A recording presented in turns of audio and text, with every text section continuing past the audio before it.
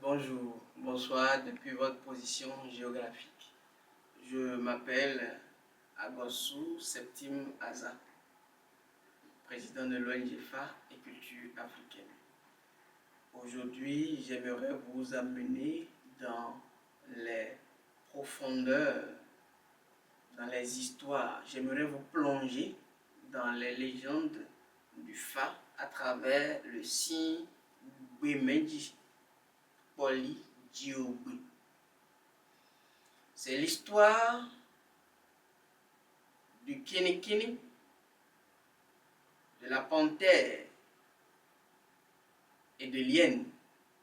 Kinikini le lion, bon, la panthère et Rala, l'hyène, qui étaient des prédateurs, des grands prédateurs de la forêt de Fès.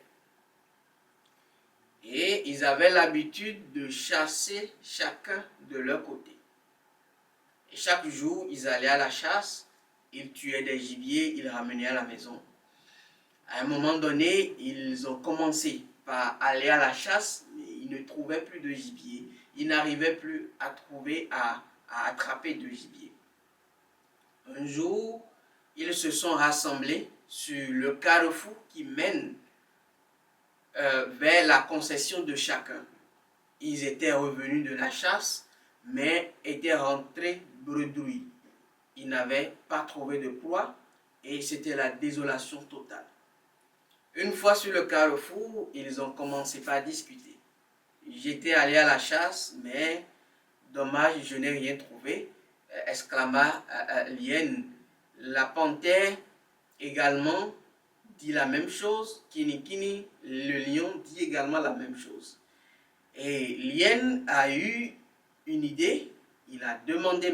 Elle a demandé si on arrivait à fédérer nos forces, si on arrivait à chasser conjointement, si on arrivait à chasser ensemble, on pourrait maximiser nos chances de gagner et d'attraper les proies.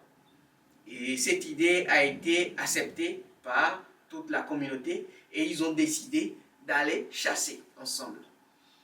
Et ils sont allés à la chasse le lendemain, ils ont chassé et ils ont attrapé 4 gibiers. Il y avait un sanglier et 4 antilopes. Comment ils vont faire? Ils ont ramené les 4 animaux tués à la maison et ils étaient au niveau du carrefour qui menait vers la concession de chacun.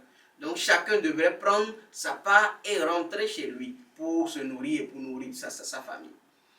Et ils ont décidé de pouvoir se les partager. L'hyène a demandé à la panthère de donner la possibilité au roi lion de prendre sa part et de leur donner également leur part. Ils avaient attrapé 4 gibiers, 3 antilopes et un sanglier.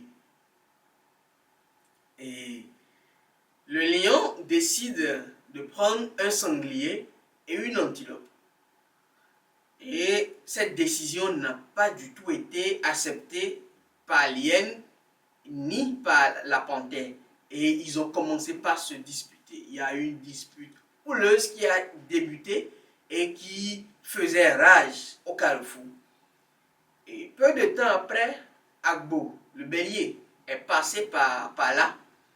Et les animaux, les 3 fauves, l'ont interpellé. La panthère l'a demandé à ce qu'ils viennent les départager parce qu'ils ont une situation qui les empêche d'avoir une décision judicieuse. Et le bélier s'est approché, ils lui ont rassuré et l'ont dit de ne pas avoir peur, qu'ils veulent juste avoir une information. Ils lui ont posé le problème. Ils étaient 3 fauves qui sont allés chasser et ils ont tué 4 gibiers. Comment ils vont se les partager? Le bélier, Agbo, a a dit qu'il faudrait donner 2 parts au lion, puisqu'il est le roi de la savane, et les 2 autres vont prendre une part chacune. Avant qu'il ne termine sa phrase, la panthère s'est rouée sur lui et a commencé par déchiqueter le bélier.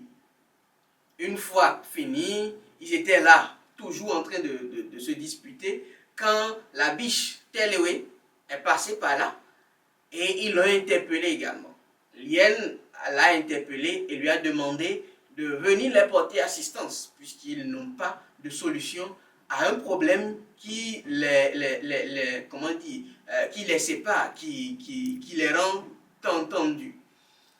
Et qu'est-ce que la biche a fait? Elle a pris son courage à 2 mains et s'est approchée des 3 fauves et lui ont demandé qu'est-ce qui se passe. Et les 3 fauves, l'hyène lui l'explique et elle dit on est 3 grands prédateurs qui sommes allés à la chasse, on a tué 4 gibiers et il faudrait qu'on se les partage.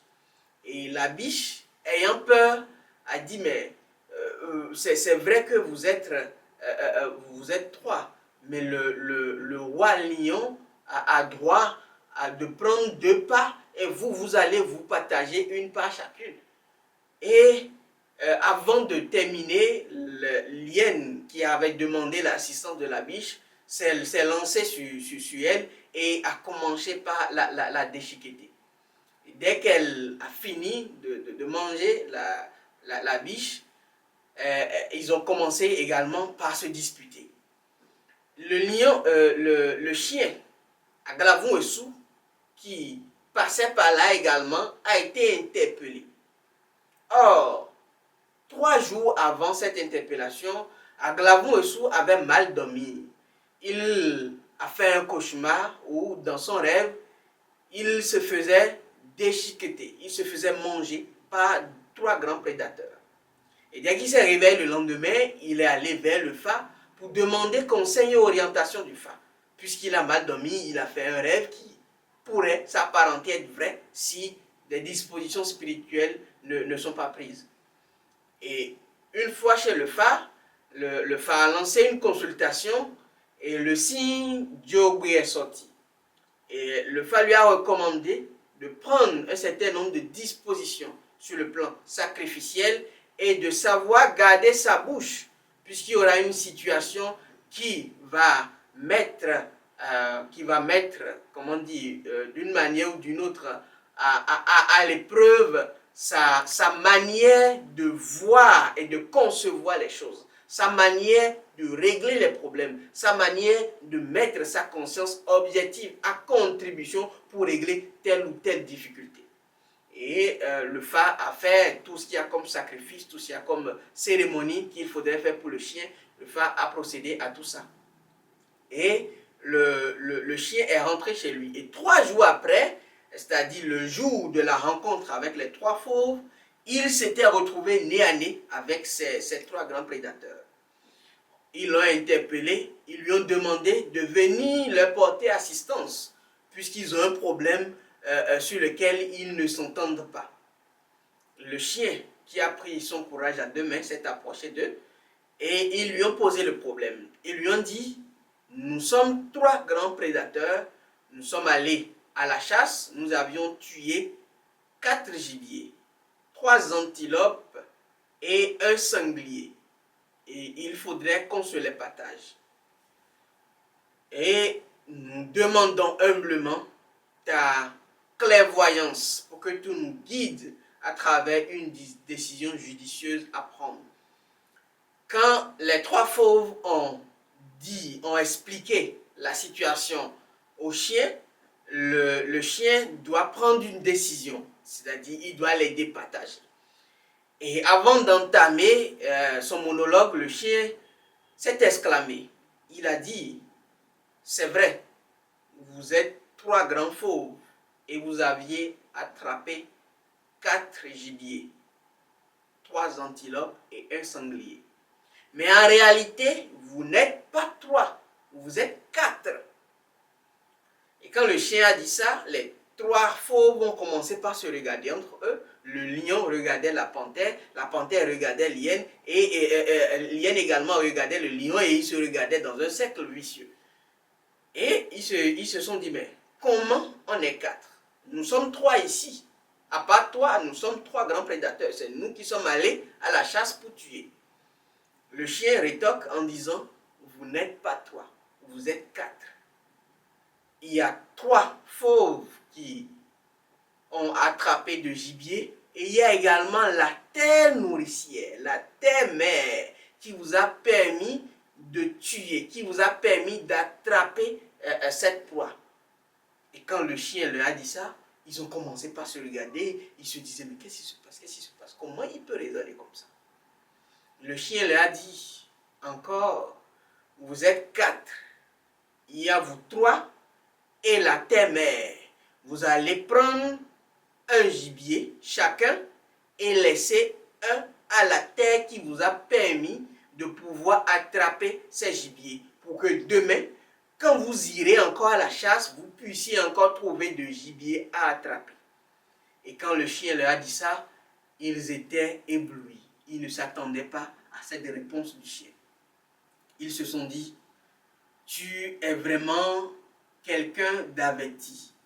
Tu es vraiment Aglavon et Sou. À partir d'aujourd'hui, le chemin du fait ne te sera jamais fermé. Le chemin de l'invisible ne te sera jamais fermé. Le chemin de la connaissance primordiale du Fa ne te sera jamais fermé. Va, tu as la vie sauve. Et chacun d'eux a pris un gibier et il est rentré chez lui, et ils ont laissé un gibier par terre. Et quelque temps après, le chien est revenu prendre ce qui a été laissé à la terre et est parti avec. Et c'est comme ça, à travers les recommandations, à travers l'orientation, à travers les conseils et sagesse du Fa, le chien a pu échapper à ce complot qui lui était réservé par les trois grands prédateurs de la forêt. Et la légende nous dit, Alino sudo aglavu et sudo felihoa, jogbe aliron. Alino sudo aglavu et sudo felihoa, jogbe aliron. C'est-à-dire la voie, le chemin de la connaissance, le chemin de l'invisible, le chemin du fait ne se ferme jamais au chien. Jogbe aliron, jogbe, la voie est déjà ouverte. Le chemin est déjà balisé. Il n'y a pas de piège et il n'y en aura pas. Et à travers cette légende du phare, j'aimerais exhorter, j'aimerais convier tous les initiés, tous les amoureux, toutes les personnes qui s'abreuvent à la connaissance du phare, de se munir de la confiance de soi, de se munir de la grandeur de soi, d'avoir une vision claire et nette de qui ils sont, de la puissance que eux-mêmes ils incarnent et de la lumière qui est sur eux. Parce que le signe dit, dès qu'on aura conscience, dès qu'on va prendre conscience, dès qu'on va prendre conscience de la connaissance qu'on a, dès qu'on va prendre conscience de la réalité qu'on manipule, dès qu'on va prendre conscience de la puissance divine que la nature a mise en soi, on ne doit plus avoir peur. On ne doit qu'affronter les défis et les problèmes avec une certaine intention de comprendre et de transcender la connaissance, ou de transcender la connaissance et l'enseignement qui est derrière ces difficultés-là. On ne doit pas voir les problèmes qu'on a. On ne doit pas voir les difficultés qu'on a. On ne doit pas voir les blocages qu'on a comme un frein. On doit voir ces difficultés, ces problèmes-là comme un défi qu'on doit relever pour grandir plus. Et pour relever ces défis, il faudrait qu'on se munisse de courage. Il faudrait qu'on garde sa foi inébranlable en soi et en ce qu'on est. Il faudrait connaît la connaissance, l'orientation et les enseignements du Fa à côté pour mener une vie harmonieuse, pour mener une vie paisible, pour mener une vie tranquille, loin des dangers que les hommes, loin des dangers que les énergies peuvent mettre sur son chemin. Poli Djogwe, le signe dit, commerçant libre, commerçant top, et dans la darouille, on le quand le boucaille, quand on le bain. Sous le coup de la colère, la route s'est rendue sinueuse. Sous le coup de la colère, la rivière a détourné son chemin. Le Fa demande à ce qu'on évite de mettre de la colère.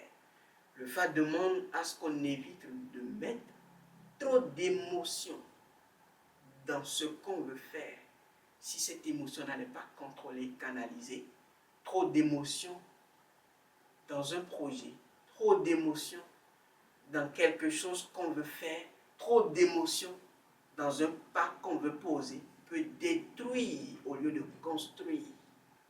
Poli Djogwe, le Fa dit à l'heure où Ganta ou Djenkogo, à l'heure où Ganta ou Djenkogo, cela signifie la main ou les mains surpassent la tête.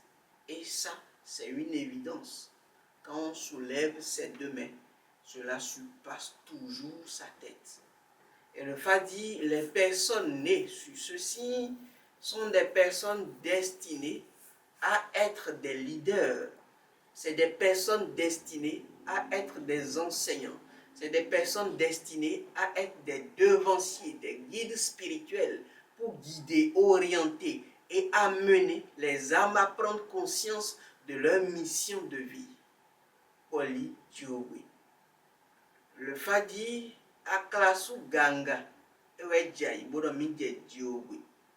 Dès que les pieds de ces personnes qui sont nées sur ce signe, dès que les pieds des personnes qui véhiculent l'énergie de ce signe vont toucher le sol, tant qu'ils vont se munir de leur conscience objective, ils ne vont jamais manquer de quoi manger. Ils auront toujours à portée de main tout ce qu'il faudrait toucher ou faire pour avoir telle ou telle chose. Poli Djogwe. Le signe dit, ces genres de personnes ne doivent pas être négligés, ne doivent pas être banalisés, peu importe la corpulence, peu importe qui ils sont, peu importe la manière dont ils se présentent, les personnes nées sur ce signe doivent être prises au sérieux dans le sens propre du thème. Poli Djogwe.